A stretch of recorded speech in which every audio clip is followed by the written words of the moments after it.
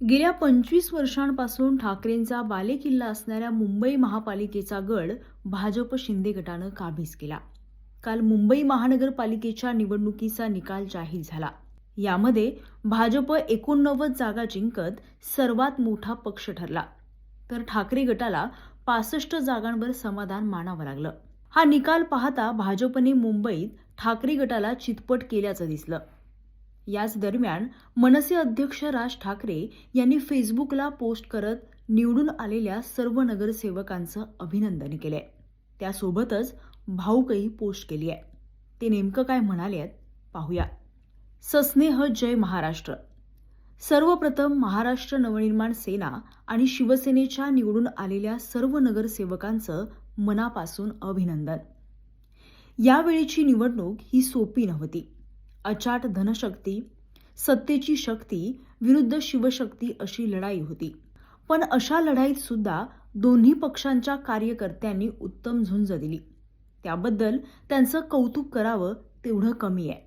महाराष्ट्र नवनिर्माण सेनेला यावेळेस अपेक्षित यश मिळालं नसलं याचं दुःख आहे. पण म्हणून खचून जाणाऱ्यातले आपण नाही.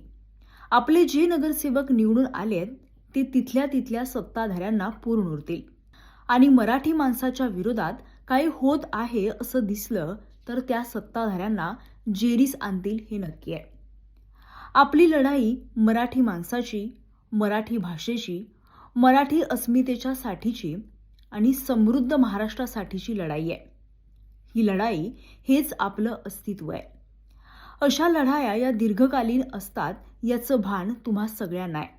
बाकी काय चुकलं, काय राहून गेलं, काय कमी पडलं आणि काय करावं लागेल याचं विश्लेषण आणि कृती आपण सगळे मिळून करू. तुम्हाला खरं तर हे सांगण्याची गरज नाहीये, पण तरीही सांगतो. MMR परिसरात असो की एकूणच राज्यात मराठी माणसाला नागवण्याची एकही संधी सत्ताधारी आणि त्यांच्या आश्रयाला गेलेले सोडणार नाहीत. त्यामुळे आपल्या मराठी माणसाच्या पाठीशी आपल्याला ठाम उभं राहायचंय. निवडणुका येतील जातील, पण आपला श्वास हा मराठी आहे हे विसरायचं नाही. लवकरच भेटूया, पुन्हा कामाला लागूया.